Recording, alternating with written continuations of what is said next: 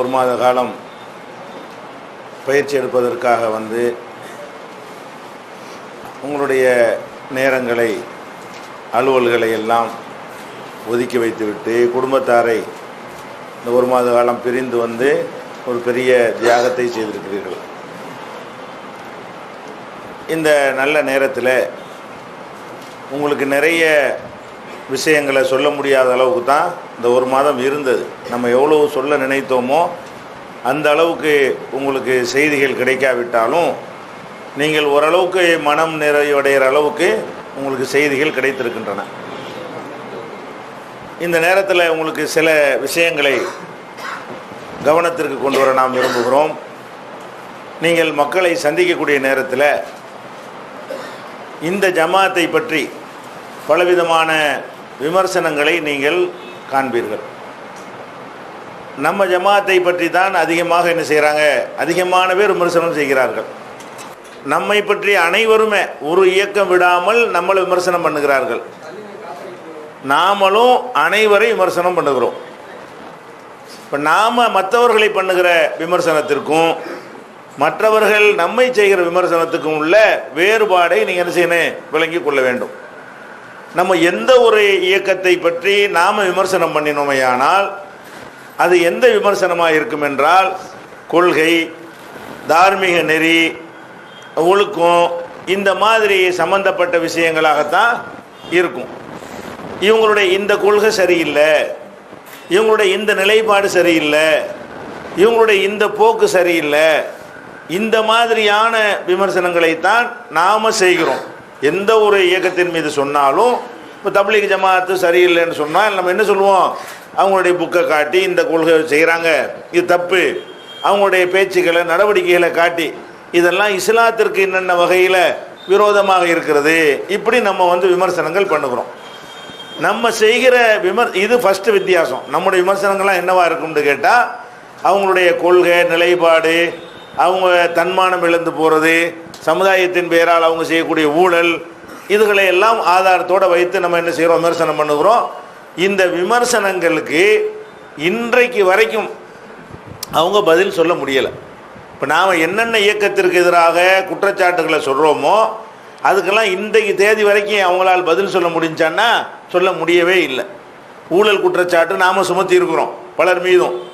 அந்த குற்றச்சாட்டு நாங்கள் ஊழல் இல்லை, உங்கள் குற்றச்சாட்டு பொய் அல்லது நிரூபிக்க இயலுமா அப்படி நம்மள்ட்ட எதிர் சவால் விட்டு அப்படி யாராவது வந்தாங்களான்னா வரவே இல்லை. அப்போ அவங்க இந்த ஊழல் குற்றச்சாட்டு சொன்னோம்னு சொன்னால் அதுக்கு அவங்களால என்ன செய்ய முடியலை, பதில் சொல்ல முடியலை. அவங்களுடைய ஒழுக்கம் இது மாதிரி சம்பந்தமாக சிலர் பேர் நம்ம நடவடிக்கை எடுத்துருக்குறோம், இவங்க நடத்த சரியில்லை அப்படின்னு எடுத்தால் என்ன செய்யணும், எங்கள் மீது உள்ள தவறை நீங்கள் நிரூபிக்க இயலுமான்னு அவங்க கேட்கணும். ஆனால் குற்றம் சுமத்துன நம்ம தான் கேட்குறோம், வர்றியா பகிரங்கமாக வர்றியா, மறுத்தீனா மேடையில் பேசிக்கிறோமான்னு நம்ம கேட்குறோம். அதுக்கு அவங்க தயாராக இல்லை. அதே மாதிரி கொள்கை, சஹாபாக்களை பின்பற்றணும், எந்த விஷயமா இருந்தாலும் நம்ம விவாதிக்க ரெடியாக இருக்கிறோம், அழைப்பு விட்டு கொண்டே இருக்கிறோம். அவங்க அழைப்பை நிராகரித்து கொண்டே இருக்கிறார்கள். இப்போ ஜாக்குக்கு நமக்கும் பல கொள்கை வேறுபாடு இருக்கிறது. இந்த ஜாக்கோடு நம்ம விவாதத்திற்கு பல முறை அழைத்தோமா இல்லையா, இன்னைக்கு அந்த அழைப்பு இருக்கிறது. நீங்கள் சொல்கிறது சரியா, நாங்கள் சொல்கிறது சரியாங்கிறதுல எது எதில் எல்லாம் கருத்து வேறுபாடு கொள்கிறோமோ அனைத்தையும் பேசுவோம் வாங்க அப்படின்னு கூப்பிட்றோம். இன்றைக்கி தேதி வரைக்கும் அவங்க என்ன செய்யலை, அதற்கு வந்து முன் வரவே இல்லை, ஜாக்கிலேருந்து வரலை. அதுலேருந்து பிரிஞ்ச ஒரு கூட்டம் மட்டும் பிறைக்கு விவாதிக்க தயாரான்னு ஒரு சவால் விட்டாங்க, இந்த ஏர்வாடி ஜாக்குங்கிற ஒரு குரூப் மட்டும். நம்ம என்ன செஞ்சோம், தயார் கடிதம் எழுது தயாருண்டோம். வருஷம் ஒன்றாக போகுது, ஒன்று தான் எழுதுகிறாங்க, ஒரு வருஷம் ஆக போகுது. என்ன செய்யலை, நாங்கள் ஹஜ்ஜிக்கு போய் கொண்டிருக்கிறோம், போயிட்டு வந்தவொன்னே பதில் எழுதுவோன்ட்டு ஒரு பதிலை போட்டு போனவங்க தான். இன்னும் தான் ஹஜ்ஜிக்கு போயிட்டு வரல அவங்க. இந்த அடுத்த ஹஜ்ஜிக்கு ஃபார்ம் கொடுத்துட்டு இருக்கிறான், வணங்குதா, அடுத்த ஹஜ்ஜிக்கு ஃபார்ம் விநியோகம் பண்ண ஆரம்பிச்சு விட்டான். நம்ம தான் போய் ஹஜ்ஜில் போய் சந்திக்கணும் போல இருக்கு. எதுக்கு சொல்கிறேன், இந்த ஜாக்குலேருந்து யாரும் ஏற்றுக்கொள்ளலை. கமாலுதி மதனியோ ராமத்துல்லா இம்தாதியோ அதில் உள்ள ஒருவரும் ஏற்றுக்கொள்ளவில்லை. பிறை சம்பந்தமாக மட்டும் விவாதிக்க தயாரான்னு ஒரு சவால் விட்டாங்க. நீ ஒரு கடிதம் எழுது, உடனே நாங்கள் ஏற்றுக்கிற ரெடின்னு சொன்னோம். இந்த தேதி வரைக்கும் அவங்க என்ன செய்யறதுக்கு தயாராக இல்லை. இப்போ என்ன செய்கிறாங்க, நாங்கள் பிஜேயோட விவாதிக்க போகிறோம், தௌஹீத் ஜமாத்தோட விவாதிக்க போகிறோம், அதுக்கு உங்களுடைய குறிப்புகள்லாம் அனுப்புங்க, தேடி எடுத்து தான் அப்புறமேல நாங்கள் பதில் எழுதுவோங்கிறாங்க. மக்கள்கிட்ட குறிப்பு கேட்குறாங்க. விவாதத்தை கூப்பிட்றவன்ட்டு நாலேஜோட விவாதத்தை கூப்பிட்டுருக்கேன்னு விஷயம் இல்லைன்னு அர்த்தம். இனிமேல் தான் அவங்க பிறை சம்பந்தமாக சொன்னது, தௌஹீத் ஜமாத்தில் பிறை சம்பந்தமாக சொன்ன பழைய தகவல்லாம் உங்கள்கிட்ட இருந்தால் அதெல்லாம் எங்களுக்கு தொகுத்து அனுப்புங்கன்னு அறிவு போட்டிருக்கிறாங்க. இதுதான் இவங்களுடைய லட்சணம். இது ஜாக்காயிடுச்சா? அது மாதிரி ஜமாத் இஸ்லாமிக்கு நமக்கும் பலவிதமான கருத்து வேறுபாடு இருந்துச்சு. அவங்களும் விவாதத்தை கூப்பிட்டுருக்குறோம். அவங்க என்ன செய்கிறாங்க, விவாதமெல்லாம் வேஸ்ட்டு, எங்கள் கொள்கையில் இல்லைன்ட்டாங்க. அதான் அதுக்குரிய பதில் என்னது, எங்கள் கொள்கையில் இல்லை, சின்ன விஷயம் பெரிய விஷயம் அப்படின்னாங்க. அதுக்கு அவங்க தயாராக இல்லை. அதே மாதிரி இந்த சலபி கொள்கைன்ற ஒரு கூட்டம் தனியாக புதுசாக உண்டாயிருக்கு, சலபி கூட்டம்னு சொல்லி.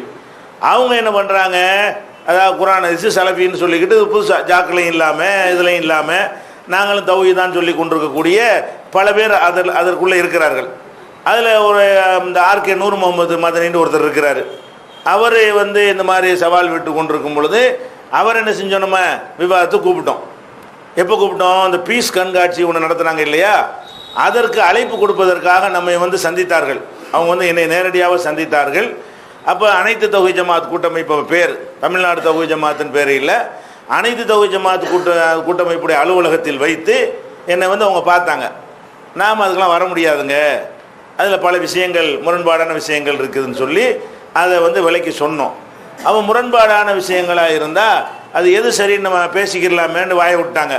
ரெடி வாங்க, விவாதத்துக்கு ரெடியாக அது பேசுவோம்னு சொல்லி தலைப்பெல்லாம் போட்ட உடனே அவங்க என்ன சொல்லிட்டாங்கன்னா, நாங்கள் விவாதத்துக்கு ரெடி தான், ஆனால் எங்கள் கித்தாபெல்லாம் பம்பாயில் இருக்கிறது, அங்கே போட்டு அங்கே இருந்தாராம் இவர், இந்த நூர் முகமது பம்பாயில் இப்போ இருந்தாராம், அங்கே கித்தாபெல்லாம் விட்டுட்டு வந்துட்டார். கித்தாபெல்லாம் வந்தவுடனே என்ன செய்கிறோம், விவாதத்துக்கு வரணும்னு சொல்லிட்டு போனவர் தான். இன்னும் தான் கித்தாப் வருது. இப்போ அனைத்து தௌஹீத் ஜமாத் கூட்டமைப்புன்னு இருக்கும்போது நடந்தது. அது மாதிரி இப்போ தமிழ்நாடு தௌஹீத் ஜமாத்து 2004 இருக்குது. அப்போ 2004க்கு முந்தின ஒரு சம்பவம் இது. 2003 2 இருக்கும்னு நினைக்கிறேன். அனைத்து அந்த பீஸ் கண்காட்சி. அப்போ 2002னா கிட்டத்தட்ட 9 வருஷம் ஓடி போச்சு. 9 வருஷமாக தான் பம்பாயிலேருந்து என்ன செய்த கித்தாப் வருகிறது. அதுக்கப்புறம் நினைஞ்சாங்க அந்த கிசர் இவரெலாம் கூட முயற்சி பண்ணார். கிசார் நம்ம கிசர் இன்னும் வேறு யார் இன்னும் 2-3 நாளுக்கு முயற்சி பண்ணாங்க அவங்களோட விவாதம் பண்ணுவதற்காக வேண்டி. நம்ம கடிதமாக கொடுத்து விட்டோம். இன்றைக்கி வரைக்கும் என்ன இல்லை, அதுக்கு விவாதத்துக்கு தயாருங்கிற இந்த பீஸ் கண்காட்சிக்கு பேசி வரும்போது நமக்குள்ள உள்ள கருத்து வேறுபாடை பற்றி பேசுவோம்னு சொன்னால் அவங்க என்ன செய்யலை, இதுக்கு பதில் தரல. இதே மாதிரி கருத்தை சொல்லக்கூடிய உமர் ஷரீஃப்னு ஒருத்தர், முஃப்தி உமர் ஷரீஃப் அப்படின்னு அவருக்கு முஃப்தின்னு பட்டம் கொடுத்துக்கொண்டு என்ன செய்கிறாரு, ஒருத்தர் அங்கங்கே நம்மளை திட்டிகிட்டு இருந்தார். அவர்கிட்ட என்ன செஞ்சோம், நீங்கள் விவாதத்துக்கு தயாராங்கிற மாதிரி பல சந்தர்ப்பங்களில் கேட்டோம். இணையதளத்தின் மூலமாகவே பகிரங்கமாக நம்ம அழைப்பு கொடுத்தோம். அதுக்கு ரொம்ப நாளாக பதில் சொல்லலை. ஒரு சகோதரர் அவருக்கு மெயில் மூலமாக கேட்குறாரு, இந்த மாதிரி உங்களை கூப்பிட்டுருக்குறாங்களே, நீங்கள் அவங்க மேலே விமர்சனம் பண்ணிக்கிட்டு இருக்கிறீங்களே, எனக்கு பதில் சொல்லுங்கன்னொன்னே அவருக்கு பதில் அனுப்புகிறார். அந்த பதில் அந்த சகோதரர் நமக்கு அனுப்பி வச்சு விட்டார். அதை நம்ம இணையதளத்தில் போட்டு விட்டோம். என்ன எழுதுறாரு, நாங்கள் மூடர்கள்ட்டெல்லாம் பேச மாட்டோம். இதுதான் பதில். மூடர் யாருன்னு பேசுறதுக்கு தானே விவாதமாக வைக்கிறோம். அவர் என்ன விவாதத்துக்கு வேண்டாம் மூடர் நிரூபிச்சுட்டு போக வேண்டியது தானே. நான் மூடர்கள்ட்ட நாங்கள் பேச மாட்டோம், பிஜே ஒரு மூடர், அவர்கிட்ட இதுதான் பதில். அப்போ இதுதான் பதில்னு சொன்னால் எல்லாரும் சொல்லிட்டு போயிடலாம். விவாதத்துக்கு கூப்பிடும்போது என்ன செய்யணும், மூடர்கிட்ட பேச மாட்டேன் இப்படின்னு அவரும் ஓட்ட முடிச்சு விட்டார். இந்த மக்கா பள்ளின்னு ஒரு பள்ளி இருக்காங்க, சம்சுதீன் காசிமின்னு, அவர் ஒரு ஆள் ஒரு வாரம் தவறுனாலும் தவறு, நம்மளை திட்டுறது தவறாது. அந்த மாதிரி என்ன செய்கிறாரு, அவர் சிங்கிள் அஜெண்டாவே என்னது, தௌஹீத் ஜமாத்தை எதிர்க்கணும். இப்போ தேர்தலில் கூட வாயை திறக்காமல் இருக்கார். நம்ம என்ன சொல்கிறோன்னு பார்த்துட்டு மாற்றி சொல்கிறதுக்கு நம்ம சனிக்கிழமை வரைக்கும் வாயை திறக்கலை. என்னென்னு கேட்டால் நம்ம சொல்கிறது தெரிஞ்சுக்கிட்டு அதுக்கு நேர் மாற்றமாக சொல்லணும்.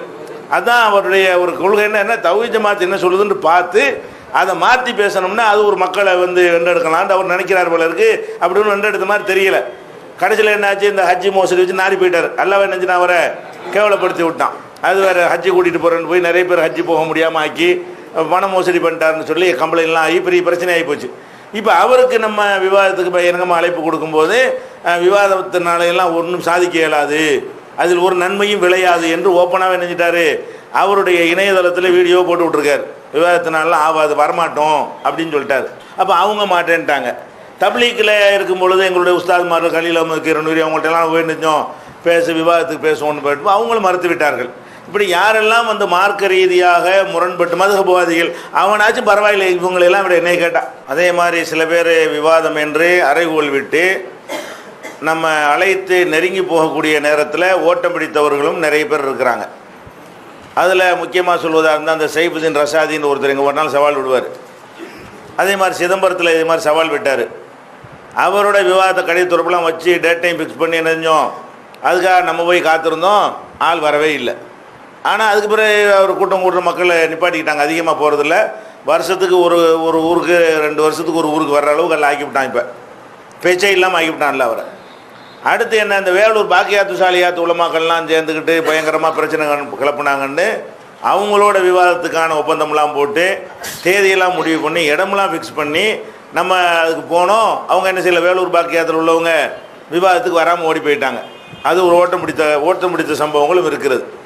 அதே மாதிரி இந்த ஷேக் அப்துல்லா ஜமாலி இந்த மாதிரியான குரூப்புகள் வந்து திருப்பூரில் ஒரு விவாத ஒப்பந்தத்துக்கு ஒத்துக்கொண்டு தேதி மண்டபம் வரைக்கும் முடிவு பண்ண பிறகு அவங்க என்ன செஞ்சாங்கன்னா, கடைசி நேரத்தில் வரலை, நம்ம போய் நெஞ்சிடும் விளக்கம் சொல்லிட்டு வந்தோம். இப்படி ஓட்டம் பிடித்த ஒப்பந்தமெல்லாம் போட்டு முடித்த பிறகு ஓட்டம் பிடித்தவர்களாக இருக்கிறாங்க. எதுக்கு இதை சொல்கிறோம்னு கேட்டால், விவாதம் என்று நம்ம விமர்சனம் பண்ணுகிறோம்.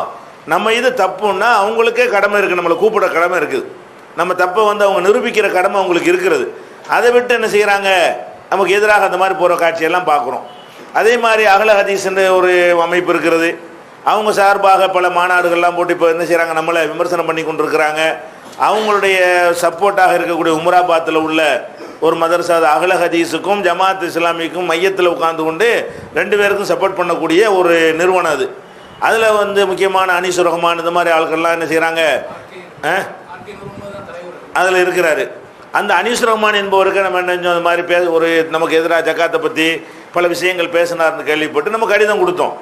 நேரடியாக வாங்க விவாதம் பண்ணுவோம், நீங்கள் சொல்கிற சரின்னா நாங்கள் ஒத்துக்கிறோம். நட்பு முறையில் கூட விவாதம் பண்ணுவாங்க, பெரிய மக்களெல்லாம் கூட்ட வேண்டியதில்லை, ஆனால் கேமரா எடுக்கணும் ஷர்த்து, ஏன்னா நாளைக்கு மறுத்துடக்கூடாதுல்ல அப்படிங்கிற ஒரு தலைப்பில் நம்ம கேட்கும் பொழுது அதுக்கு அவங்க என்ன செய்யலை, இன்றைக்கி வரைக்கும் பதிலே தரல. வர்றோம் வரல என்று பதில் சொல்ல. இந்த மாதிரி கடிதம் கொடுத்து எப்படி பார்த்தாலும் ஒரு 2 வருஷமாவது இருக்கும், பேசிகிட்டே தான் இருக்கிறாங்க. பேசிக்கிட்டு இருக்கிறவங்க அது ஒன்று நிறுத்துவாக செய்யணும். மக்கள்கிட்ட போய் பேசுகிறாங்களே தவிர விவாதிக்க வாங்கண்டா வர்றதுக்கு அவங்க ரெடியாக இல்லை. இந்த அவர் கூட சொன்னார், பம்பாயில் குரபா அகல ஹதீஸ்னு ஒரு கூட்டம் வந்து அவங்க சொல்லும் பொழுது விவாதத்துக்கு கூப்பிட்டோம்னா விவாதத்துக்குலாம் வர மாட்டேன், மறுமையில் பார்த்துக்குருவோம் அப்படின்னு சொல்ல மறுமையில் பார்த்து தான் இம்மையில் பிரச்சனையாக பண்ணுறாங்க, பேசாமல் இருந்துட வேண்டியது தானே அப்படிலாம் பார்க்குறோம். இப்படி விவாதம்னு சொன்ன உடனே எல்லாரும் என்ன செய்கிறாங்க, நம்ம சத்தியத்தில் இருக்கக்கூடியவர்கள் வந்து நாங்கள் சொல்கிறதா சத்தியம்னு நிரூபிக்கிறதுக்கு தயாராக இருக்கணும். அதே நேரத்தில் வந்து சிலர் விவாதத்துக்கு வந்தும் இருக்கிறார்கள். சில பேர் நினைச்சிருக்காங்க விவாதத்துக்கு வந்திருக்கு. யார் வந்திருக்கிறாங்கன்னா, யார் கேடு கட்டவங்க நினைக்கிறோமோ அவங்களாம் ரெடியாக வந்துடுறான். பறையலவி பாருங்களேன், அவன் வந்துடுறான் விவாதத்துக்கு. அதாவது கபரை வணங்கலாம், மண்ணள்ளி திங்கலாம், இந்த மாதிரி என்ன வேண்டாலும் செய்யலாங்கிறான்ல, செருப்பத்துக்கு தலையில் அடிச்சுக்கலான்ட்டு இப்படி எல்லாம் சரின்னு சொல்கிறவன் தான் விவாதத்துக்கு வந்திருக்கான். விவாதத்துக்கு வந்ததை எடுத்துக்கிட்டிங்கன்னா, கோட்டாரில் ஏஎல் பத்ருதீன் வந்தது, ஷேக் அப்துல்லா ஜமாலி அப்புறமேல் விவாதத்துக்கு வந்தது. இவங்களெல்லாம் வந்து கபரையே கடவுள்னு சொல்லக்கூடியவங்க. விவாதத்தில் அப்படி அவங்களால சொல்ல முடியலை, மக்கள்கிட்ட அப்படி தான் பிரச்சாரம் பண்ணி கொண்டிருந்தார்கள். அப்போ அந்த மாதிரியான ஆட்கள் தான் என்ன செஞ்சாங்க, விவாதத்துக்கு வந்தாங்க. அவங்க ஏன் எதனால் வந்தாங்கன்னு கேட்டால், அவங்க அந்த சுன்ன ஜமாத்து இவங்களெல்லாம் அந்த தேவபந்திகளெல்லாம் கூப்பிடுறாங்க. அவங்க விவாதத்துக்கு போக மாட்டாங்க, பரவலிகளோட போக மாட்டாங்க. ஏன் போக மாட்டாங்கன்னா, அவன்ட்டு அவ்வளோ ஆதாரம் வச்சுருக்கிறான். அவன் செய்யலாங்கிறதுக்கு வந்து இவங்க ஒத்துக்கொண்ட கித்தாப்புலேயே ஆதாரம் எடுத்து வச்சுருக்கிறான். நம்ம தான் அந்த கித்தாப்பை ஒத்துக்கிறலையே. அவங்கள்ட்ட போனால் தோற்றுருவாங்க, இவங்க தோற்றுருவாங்க. யார், இந்த தேவபந்தி இவங்கெல்லாம் போய் இந்த ஷேக் அப்துல்லா ஜமால்ட்டு விவாதம் பண்ண போனாங்கன்னா அவன் அவ்வளவும் சரி நிலைநாட்டிடுவான். கபூருக்கு சைதா செய்யலாமான்னா செய்யலான்னு காட்டிடுவான். ஏன், இவங்க அந்த கித்தாபுகளை வந்து மார்சாவில் சொல்லிக் கொடுக்குறாங்க.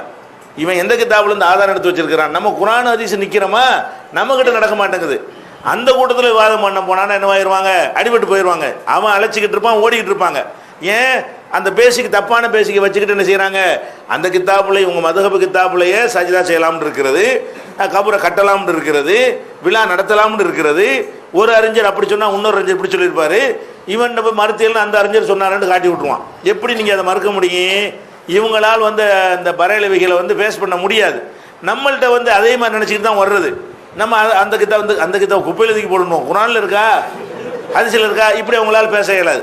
அதனால தான் இவங்க தைரியமாக விவாதத்துக்கு வர்ற காரணம் என்னென்னு கேட்டால், இவங்களுக்கு இந்த மதுஹப் கித்தாபுகள், சில பெரியார்கள்னு சொல்லக்கூடியவங்களுடைய நூல்கள் எல்லாம் இவங்களுடைய தப்பான கொள்கைக்கு என்னவா இருக்குது, முட்டு கொடுக்கக்கூடிய வகையில் இருக்கின்றன. அதனால் ஒன்றை ஏற்றுக்கிற கூட நம்ம சொல்லிட்டு இருக்கிறோம். சஹாபி வரைக்கும் இல்லைன்னு ஆக்கிருமோ இவன் எதை கொண்டா நம்மளை காட்டிட முடியும்? நம்ம குரான் ஹதீஸ் மட்டும்தான் நம்ம நிற்கும் பொழுது எந்த புக்கு கொண்டாந்து காட்டினாலும் அதை தூக்கி வச்சுட்டு குரானில் காட்டுப்பான்ருவோம். ஒரே டாபிக் முடிஞ்சு போச்சு. அதனால அவங்க வந்து எல்லா விவாதத்தில் என்னஞ்சாங்க, அந்த கொலை காவல் விவாதம் பண்ணோம். இப்போ இந்த விவாதத்துக்கு அப்புறம் என்ன ஆச்சு, ஷேக் அப்துல்லா ஜமாலி டாபிக் ஓவரா போச்சு, இனிமேல் வரமாட்டார். எங்கேயும் போய் பேச மாட்டாத அளவுக்கு என்ன வச்சுப்ப இது முடிந்து விட்டது. அப்படி ஒருத்தர் வந்தார். ஏஎல் பத்ருதீன்றவர், அவரும் இதே மாதிரி கோட்டாரில் முதல் விவாதம் தமிழ்நாட்டில் தான் நடந்து அதுக்கு வந்தாங்க. அதே மாதிரி கிறிஸ்தவர்கள் கூட விவாதத்துக்கு வர ரெடியாக இருந்தால் இவங்க ரெடியாக இல்லை. கிறிஸ்தவர்கள் கூட என்ன செய்கிறான், விவாதத்துக்கு ரெடியாக வந்து ஜெபமணிங்கிற ஆள்கிட்ட விவாதத்துக்கு வந்தால், இன்னொரு பாதிரிகள்லாம் அன்றைக்கி வந்து கும்பகோணத்தில் விவாதத்துக்கு வந்தாங்க. நேற்று கூட விவாத ஒப்பந்தத்துக்காக வேண்டி கிறிஸ்தவர்கள் வந்துட்டு போயிருக்கிறாங்க. அவன் பாத்தில் இருந்தாலும் அவன் என்ன நினைக்கிறான், நம்ம கரெக்டு தான், நமக்கு நிரூபிக்க முடியும்டா வர்றான், வந்து தோற்று போகிறான். அது ஒரு விஷயம். இவங்களுக்கு அந்த நம்பிக்கை கூட இல்லை.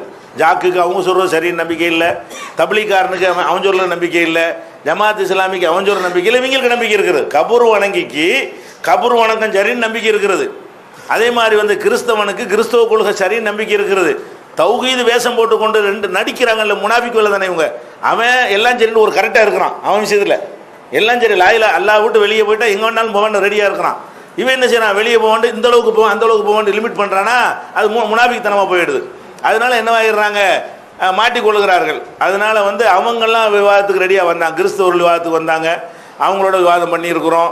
அதுக்கு பிறகு அது முடிஞ்சுக்கு நாத்தியம் கூட விவாதத்துக்கு வந்தான். கடவுள் இல்லைன்னு சொல்கிறவங்க கூட நினைஞ்சிருக்கிறான் விவாதத்துக்கு வந்து, தீக்காக்காரன் கூட விவாதம் பண்ணுமா இல்லையா, அவன்லாம் கூட வர்றான். கடவுள் இல்லைங்கிறவனுக்கு தைரியம் இருக்கிறது, கபுர்வானுங்கிறவனுக்கு தைரியம் இருக்கிறது, கிறிஸ்தவர்களுக்கு தைரியம் இருக்கிறது. இதில் வந்து நம்ம அந்த மாதிரி இல்லாதவர்கள் விவாதத்துக்கு வந்தாங்கன்னு எடுத்துக்கிட்டிங்கன்னா, அந்த ஜக்காத்து விவாதமும் அந்த குர்ஆன் தமிழாக்கத்தில் உள்ள தவறுகள்ன்ற தலைப்பில் நடந்த விவாதம் இருக்கு இல்லையா, அந்த ரெண்டு விவாதத்தை தான் இந்த தௌஹீதுன்னு சொல்லி கொண்டிருக்கக்கூடியவர்களிடமிருந்து வந்த ரெண்டு விவாதங்கள். ஒன்று ஜக்காத்து வருஷம் கொடுத்த பொருளுக்கே திருப்பி திருப்பி கொடுக்கணுமா என்ற தலைப்பில் நூர் முகமது பாக்கவி என்பவரோட அதுலேயும் ஜாக்கு மாட்டேன்ட்டாங்க. ஜாக்குக்கும் அதில் மாற்று கருத்து இருக்கிறது, ஜாக்கு மாட்டேன்ட்டாங்க. எல்லா உலமாக்களுக்கும் மாற்று கருத்து இருக்கிறது. இவர் ஜாக்கு சப்போர்ட்டான ஆள் தான். இருந்தாலும் என்ன பண்ணிட்டாங்கன்னா, அவங்களுடைய இமேஜ் சரிஞ்சிரும், நிரூபிக்க இயலாதுங்கிறதுனால அவங்க இல்லாமல் என்னஞ்சாங்க, இவரை நூர் முகமது பாக்கவிங்கிறவரை இறக்கி விட்டாங்க. அவருக்கு உதவியாளராக அந்த உமர் சைபில் உட்காந்துருந்தார். நம்ம விவாதத்துக்குள்ள மூடர்னு சொல்லிட்டாரு. மூடனோட விவாதம் பண்ணுறதுக்கு இவர் அசிஸ்டண்டாக உட்கார்றாரு. யாருக்கு, நூர் முகமது பாக்கவிக்கு அந்த விவாத கேசட்டில் இருப்பார். உமர் ஷரீஃப் என்ன செய்வார், எடுத்து கொடுத்துட்டு இருப்பார். யாருக்கு, நூர் முகமது பாக்கவிக்கு பாயிண்ட் எடுத்து கொடுக்க வந்தார். மூடனோட விவாதம் பண்ணக்கூடாதுன்னு சொன்னவர் மூடனோட நடந்த விவாதத்துக்கு என்ன செய்கிறாரு, அது அசிஸ்டண்டாக போய் இருந்திருக்காரு. சும்மா ஏதாச்சும் சொல்லணுங்கிறதுக்காக சொல்கிறேன். அப்போ வந்து நூர் முகமது பாக்கவியை கொஞ்சம் பாராட்டணும். என்ன இருந்தாலும் நான் சரின்னு ஒரு உண்மையாக நம்பி இருக்கிறார். தான் சொல்வது சரி என்று அவருக்கே நம்பிக்கை இருந்த காரணத்தினால என்னஞ்சாரு, விவாதத்துக்கு வந்தார். வந்து அவரால் நிலைநாட்ட முடியலை. அவர் வாயினாலே இந்த கேள்வி பதில் சந்தர்ப்பத்தில் நினைஞ்சார். பல விஷயங்களை நேரடி ஆதாரம் இல்லை. ஒருத்தர் எந்திரிச்சு கேட்டார், நேரடியாக ஒரு ஆதாரத்தை காட்டிட வேண்டியது தானாங்க, கொடுத்த பொருளுக்கே திருப்பி கொடுக்கலான்னு நேரடி ஆதாரம் இல்லைன்னு அவர் வாயினால் நினைஞ்சார். அந்த கேள்வி பதில் இந்த கோயம்புத்தூர் சகோதரர் தான் ஒருத்தர் கேள்வி கேட்டார், பதில் சொல்கிற அளவுக்கு ஆயிடுச்சு.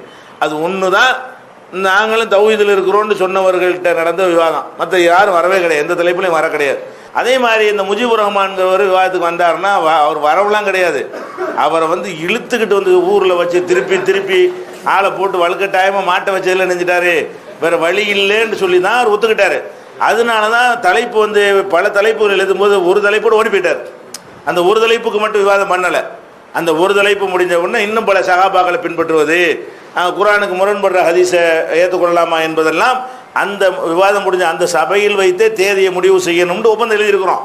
ஆனால் அந்த தர்ஜுமா இது முடிஞ்சவொன்னே என்ன பண்ணிட்டார், அவர் அடுத்த தலைப்புகள்லாம் மாட்டேன்ட்டார். இன்றைக்கு வரைக்கும் தேதி கேட்டுக்கிட்டு இருக்கிறோம், அது மாட்டேன்னு ஓடி ஒளிஞ்சிக்கிட்டு தான் இருக்கிறார். அவரும் விவாதத்துக்கு என்ன செய்யலை, அந்த ஒரு தர்ஜுமாவில் பிஜே தர்ஜுமாவில் தவறுகள் அப்படிங்கிற தலைப்பில் மட்டும் விவாதிக்க வந்தார். ஆனால் இவங்க மனமுரண்டா எதை தவறுண்டாங்களோ அதெல்லாம் என்ன இல்லை, தவறு கிடையாது என்பதை நம்ம அதில் வந்து நிரூபித்து காட்டியிருக்கிறோம். இது மாதிரியான எதுக்கு சொல்கிறோம்னா, நம்முடைய விவாதங்கள் விமர்சனங்களுக்கெல்லாம் இப்போவும் நிரூபிக்க ரெடியாக இருக்கிறோம். அதே மாதிரி இயக்க ரீதியாக பலர் மீது நம்ம குற்றச்சாட்டு சுமத்துறோம். தமுமுகவோட என்ன செய்வோம், கொள்கை ரீதியாக அவங்க மார்க்க ரீதியான அமைப்பு கிடையாது. அவங்க ஒரு அரசியல் ஆசைக்காக இதை சூழ்ச்சி பண்ணாங்க, சுனாமி பணத்தை திருடினாங்க, ஃபித்ரா காசை வந்து மக்களுக்கு கொடுக்காம ஏமாற்றி இயக்கத்தை வளர்ச்சிக்கு நினைஞ்சாங்க, பயன்படுத்தினாங்க. அந்த மாதிரியான மார்க்கத்தை மீறி கும்பிடு போட்டாங்க, ஓட்டு பொறுக்கிறதுக்கு ஆசி வாங்கினாங்க. கருணாநிதி வரும்போது எந்திரிச்சு நினைஞ்சாங்க, அவர் இந்த அடிக்கடி யூரின் போயிட்டு இருப்பாரா, அந்த வயசாகி போச்சுல, திண்டுக்கல்ல என்ன செய்கிறாங்க, போயிட்டு வர்றாரு, வரும்போதெல்லாம் செஞ்சு நிற்கிறாங்க. இந்த மாதிரி எல்லாம் வந்து தலைவர்களுக்கு எழுந்தெழுந்து நின்றார்கள். ஆடல் பாடல் கூத்து கும்மாளமெல்லாம் போட்டுக்கொண்டே ஓட்டு கேட்டு போனார்கள். இந்த மாதிரியான குற்றச்சாட்டுலாம் சொன்னமா இல்லையா? இதுக்காவது இது மார்க்க விஷயம் இல்லை தானே, இதுக்கு நிரூபிக்க வந்துடலாம் தானே. மார்க்க விஷயம்னா ஆய்வுலாம் வேணும்னு சொல்லலாம். இவர்கள் மீது மார்க்க ரீதியான ஒரு மேட்டருக்குரிய ஆள்கை இவங்க கிடையாது. அதே நேரத்தில் வந்து இவங்க வந்து ஒரு கொள்கை இல்லாதவங்க, எல்லாம் எதிரிக்கு எதிர் நண்பன்ற ஆளுங்க, இவங்க தான் ஜாக்க ஒரு பெரிய மோசமான இயக்கம் சித்தரிச்சாங்க. நம்மளை விட்டு போனோன்னே ஜாக்க அவங்களும் ஒன்றா சேர்ந்துக்கிட்டாங்க. அந்த மாதிரிலாம் இதெல்லாம் என்னடா சந்தர்ப்பவாதம்லாம் கேட்டோம். அப்போ அதுக்கெல்லாம் என்ன செய்யலை, அவங்க சுனாமிக்கு நம்ம டேட்டை போட்டு ஃபிக்ஸ் பண்ணி ஒரு நடுவர் குழுவையெல்லாம் போட்டு நீ வந்து தௌஹீத் ஜமாத்தில் உள்ள சுனாமி கணக்கெல்லாம் கொண்டு அந்த குழுவில் ஒப்படைப்போம். அது அந்த குழுவில் யார், தேசிய லீக் பஷீர், முஸ்லீம் லீக்குக்காரன், ஜமாத் இஸ்லாமி, இன்னும் பல இயக்கத்துக்காரங்களை எல்லாம் போட்டு இவர்கள் தலைமையில் நம்ம கொடுப்போம். எங்கள் கணக்கையும் கொடுத்துரும், உங்கள் கணக்கையும் கொடு. அவங்க முன்னிலையில் என்ன செய்வோம், விசாரணைக்கு உட்படுவோம். நானும் உன்னை விசாரிக்க வேணாம், நீ என்னையும் விசாரிக்க வேணாம், நம்ம 2 பேர் கணக்கையும் ஒப்படைப்போம்னு சொல்லிட்டு நெஞ்சம் நம்ம அழைப்பு கொடுத்தோம். அவங்க அதை ஏற்றுக்கிட்டாங்களா? ஏற்றுக்கிறவே இல்லை, மாட்டுன்னு ஓடி போயிட்டாங்க. உணர்வுல விவரமாக எழுதியிருக்கிறோம். அப்போ பல கோடி ரூபாய்களை வந்து சுனாமின்னு சொல்லி சுருட்டி கொண்டார்கள். சுனாமி மக்களை பயன்படுத்தி குற்றச்சாட்டு சொன்னோம்ல, அதை நிரூபிக்கவான்னு சொல்லி நாங்களும் சுனாமி வசூல் பண்ணணும், நீங்களும் பண்ணினீங்க, நம்ம தான் கூட பண்ணணும். ஆனால் நீங்கள் வசூலித்த அந்த பணத்தை கொடுத்தீங்களா, மக்களுக்கு கொடுக்கல, ஏமாற்றி இருக்கிறீங்க அப்படின்னு ஆதாரத்தோட காரணத்தைலாம் விளக்கி அதுக்கு விவாதத்துக்கு கூப்பிட்டோம். வரல. ஃபித்ராங்கிறதுக்கு நீ வந்து பொய் சொல்கிற, ஃபித்ரா வசூல் மக்களுக்கு கொடுக்கல, எந்தெந்த ஊரில் எவ்வளோ வந்துச்சு கணக்கை வெளியிட்டு பார்ப்போம் அப்படின்னு சொன்னால் அந்த கணக்கு என்ன செய்யலை, உங்களால் வெளியிட முடியலை. அதே மாதிரி இந்த பார்க்குறவங்கெல்லாம் சில நடவடிக்கைகள் சரியில்லைன்னு நம்ம நீக்கணும், அவங்களுடைய செயல்பாடு சரியில்லைன்னு. அதுக்கு எதிராக என்னென்னமோ மக்கள்கிட்ட போய் சொல்லிவிட்டார்கள், அவதூறு சொல்லிவிட்டார்கள்னு அங்கே கற்றுனாங்களே தவிர, சரி போய் அவதூறு சொல்லிட்டாங்கல்ல, மக்கள் மத்தியில் வச்சு பேசி அதை நிரூபிச்சுட்டு போங்களேன். கூப்பிட்டாரா இல்லை ஹாமி இப்ராஹிம்?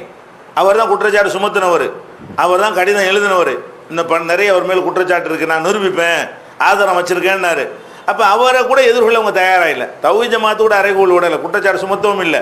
தௌஹீத் ஜமாத்து வந்து குற்றச்சாட்டை விசாரிச்சிச்சு, சுமத்தியவர்களே நினைஞ்சாங்க, அழைப்பு கொடுத்தாங்க. அப்போ அதுக்கு என்ன செய்யலை, அவங்க இன்றைக்கி வரைக்கும் அதுக்கு தயாராக இல்லை. பண மோசடி சம்பந்தமான ஒரு குற்றச்சாட்டு சொன்னாங்க, அதுக்கு அவங்க தயாராக இல்லை. அப்போ நம்ம யார் மீதெல்லாம் விமர்சனம் செய்திருக்கிறோமோ அந்த விமர்சனங்களை எல்லாம் இந்த நிமிஷம் வரைக்கும், அது மார்க்க விஷயமா இருக்கட்டும், அவங்களுடைய நிலைப்பாடு, அவங்களுடைய நாணயம், நேர்மை, ஒழுக்கம் சம்பந்தப்பட்ட விமர்சனமாக இருக்கட்டும், அதை எதிர்கொள்ளக்கூடியவர்களாக நம்ம இன்னைக்கு என்ன செய்கிறோம், இருக்கிறோம். இது நம்ம செய்கிற விமர்சனங்கள். அதே நேரத்தில் நமக்கு எதிராக அவங்கெல்லாம் விமர்சனம் பண்ணுறாங்களே, என்ன விமர்சனம் பண்ணுறாங்க, ஒரு விமர்சனமும் மார்க்க ரீதியாக சஹாபாக்களை காஃபிராக்கிட்டாங்க, சஹாபாக்களை திட்டுறாங்கன்னு இப்படிலாம் பேசுகிறாங்கல்ல, அந்த விமர்சனத்தை நிரூபிச்சிட வேண்டியது தானே. நிரூபிக்க வரமாட்டேங்கிறாங்க. மார்க்க ரீதியாக என்னென்ன விஷயங்களை வந்து இப்போ என்ன பண்ணிட்டாங்கன்னா காஃபிர் பத்துவா கொடுத்து விட்டாங்க, தெரியுமா? அது இப்போ நமக்கு காஃபிர் பத்துவா கொடுத்துருக்காங்க. ஆமாம், யார், இந்த நூர் முகமது பாக்கவி மதனி, அவர் அனியசுர் ரஹ்மான், கமாலுதீன் மதனி, சையது மதனி, அப்துல் கார் மதனி, இவங்கெல்லாம் போட்டு ஒரு நோட்டீஸ் பரவிட்டு இருக்கிறது. எக்மோர்லேருந்து அகலதீஸ்னு ஒரு மாநாடு போட்டாங்கல்ல, அனிசுர் ரஹ்மானில் உள்ள கலந்து தாருல் ஹுதாங்கிற பேரில் அந்த நோட்டீஸ் நினைஞ்சிருக்கிறாங்க, வெளியிட்டிருக்கிறாங்க. அதில் யார் யாரெல்லாம் அந்த ஃபத்வா கொடுத்தவர்கள் கீழே பேரெல்லாம் வருது. அதில் கமாலுதீன் அவங்கெல்லாம் இருக்கிறாங்க. அதாவது காதியானி, காஃபிருங்கிற வார்த்தையை சொல்ல, காதியானி, இந்த 19 இவர்களை போலத்தான் இவங்களையும் நடத்த வேண்டும். அப்போ வந்து இந்த அளவுக்கு சொல்லக்கூடியவங்க ஏன் விவாதத்துக்கு வர மாட்டேங்கிறீங்க? அந்த அளவுக்கு மோசமாக போனால் மக்களை காப்பாற்றணுமா இல்லையா? டெய்லி கூப்பிடுறோம், அது அழைப்பு இருந்துகிட்டே தான் இருக்கு. நம்ம அழைப்பு வாபஸ்லாம் வாங்கலை, இப்போவே நீங்கள் போய் கூப்பிடலாம், ரெடின்னு சொல்லுங்கள். அந்த அழைப்பை யாருக்கு கொடுத்த விவாத அழைப்பும் திரும்ப பெறவில்லை, இப்பவும் இருக்கிறது. கூப்பிட்ட மறுத்துட்டாங்களே, திருப்பி டெய்லி கூட நீங்கள் கூப்பிடுங்க, கூப்பிட்டு வந்தால் பிரச்சனை இல்லை. நம்ம அழைப்பு இருந்துகிட்டு தானே இருக்குது, இப்படி இருக்குது.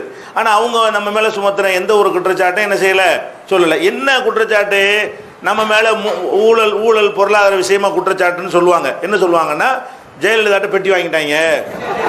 சரி, இதுவும் சொல்லு நிரூபி. ஜெயலலிதாட்ட பெட்டி வாங்கிட்டாங்கன்னா நம்ம இந்த தேர்தல் எடுத்துக்கிறோங்க, இவ்வளவு நாள் எல்லாம் பதறிக்கிட்டு அறிவிச்சுக்கிட்டு அங்கே இங்கேன்னு ஓடிக்கிட்டு இருக்கிறாங்க.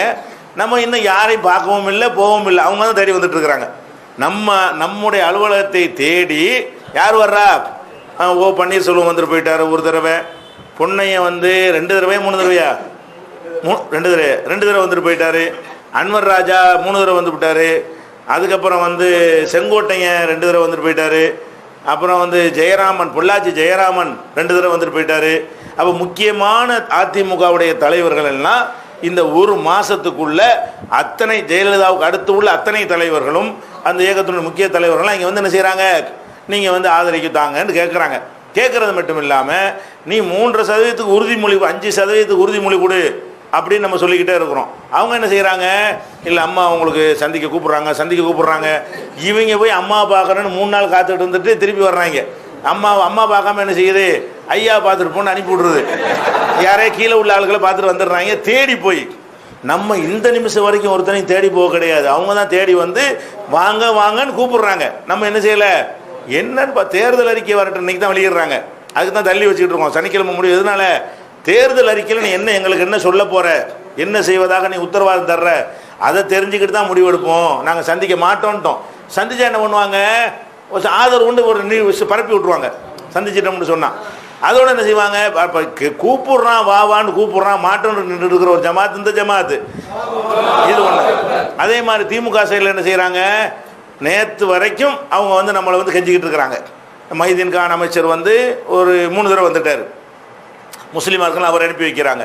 ஸ்டாலினுடைய பிஏ ஜின்னாங்கிறவர் அவர் ஒரு 3 தடவை நினைஞ்சிட்டாரு, நம்ம ஆஃபீஸுக்கு வந்துட்டார். அதே மாதிரி வந்து தேர்தல் பொறுப்பு தலைவராக போட்டிருக்கக்கூடிய அவங்க முஸ்லீமாக இருக்கிறனால முஸ்லீமாக பார்த்து அனுப்புகிறாங்க. துறைமுக காஜா, 1000 விளக்கு ஹுசேன், இவங்கெல்லாம் தலைமையில் இருந்து வந்து கருணாநிதி வீட்டில் இருக்கக்கூடிய ஆட்கள். இவங்களையும் என்ன செஞ்சாங்க, இவங்களும் வந்து நம்மளை வந்து செஞ்சுட்டு போயிட்டாங்க. அதே மாதிரி வந்து ஒரு கருணாநிதியுடைய தமிழரசு ஸ்டாலின் தம்பி இருக்காரு இல்லையா, தம்பி அண்ணன் அவர் தம்பி தமிழரசு இருக்காரு இல்லையா, அவர் மகன் இன்னொரு மகன், அவர் என்ன செய்கிறாரு, நமக்கு ஃபோன் போட்டு உங்களை ஐயா பார்க்க விரும்புகிறாங்க, நானே கூட்டிகிட்டு போகிறேன், உங்களை நானே உங்கள் ஆஃபீஸுக்கு வந்து நானே உங்களை அழைச்சிட்டு போய் முதல்வரை பார்க்குறதுக்கு செய்கிறேன். மகங்கார் உங்களுக்கு எந்த பிரச்சனைனாலும் ஏன்ட்ட சொல்லுங்கள், நான் உங்களை சரி பண்ணி வச்சிடுறேன். அந்த மாதிரி அவர் வந்து ஃபோனை போட்டு கூப்பிட்டுட்டு இருக்கார். நம்ம என்ன செய்கிறோம், எல்லாம் பார்த்து நாங்கள் சீட்டுக்கும் நோட்டுக்கும் உள்ள ஆளுக்கு தான் முடிவுக்கு அலைவாங்க. நாங்கள் வந்து மக்களுக்கு என்ன செய்கிற அதான் எங்கள் நிலைன்னு சொல்லி, அதாவது இவங்க போய் பார்க்குறதுக்கு எவ்வளோ முட்டி மோதிட்டு அவங்கள சந்திக்காமல் ஆதரவு அறிக்கை விட்டுட்ருக்காங்க எல்லாரும். சில இயக்கங்கள் போய் சந்தித்தாங்க. எப்படி செஞ்சாங்க, ஒரு 200 பேர் ஒரு கட்சிக்கு 10 பேர்னு சொல்லி கூப்பிட்டு போய் 20 இயக்கத்துக்காரங்களில் ஒரு 2 தொப்பி இருக்கும் பார்த்தீங்கன்னா இப்படி செஞ்சுட்டு வந்திருக்காங்க. இதுதான் சந்திச்சாங்களே தவிர நம்மளை என்ன செய்கிறாங்க, மோனை அனுப்பி கூட்டிகிட்டு வர்றேங்கிறாரு முதல்வர். நம்ம என்ன செய்கிறோம், எல்லாம் பொதுக்குழுக்கு அப்புறம் சனிக்கிழமைக்கு அப்புறம் தான் மக்கள் முடிவு நீங்கள் எடுப்பீங்க. நம்ம என்ன செய்வோம், அதுக்கு தகுந்தவாறு அது என்ன செய்கிறேன்னு பார்ப்போம். அந்த மாதிரி தான் நம்முடைய நடவடிக்கைகள் இருக்குது. அது மாதிரி ஜெயலலிதாவை முந்தி சந்தித்தது கூட அவங்க என்ன செஞ்சாங்க, 1 to 1 தான் கூப்பிட்டாங்க. 1 to 1 சந்திங்கன்னா என்னது, தனித்தனியாக செஞ்சு பேசுங்கண்டு. 1 to 1 ரூபான்னு அர்த்தம். அதுக்கு அர்த்தம் என்ன, அரசியலில் வந்து நீங்கள் கருணாநிதிட்ட 1 to 1 பேசுங்கம்பாங்க. 1 to 1 யாரும் இருக்காம நீங்கள் ஐயாவை பேசிக்கிறீங்கன்னு சொன்னான்னு என்ன அர்த்தம், இதை வாங்குறதுக்கு யோசிப்பான்லங்க, 4 பேர் வச்சுட்டு வாங்க முடியுமா? அதுக்காக என்ன செய்யறது, நீங்கள் ரூபா வாங்கிக்கிறீங்கன்னு சொல்ல மாட்டாங்க. அரசியலில் வந்து 1 to 1 சந்திங்கன்னு சொன்னால் என்ன அர்த்தம், வாங்கிக்கிறங்கன்னு அர்த்தம். நீங்கள் 1 to 1 சந்திங்க, தேவையானாலும் வாங்கிக்கிட்டு வெளியில் வந்து சமுதாயத்தை பற்றி சொல்கிறது.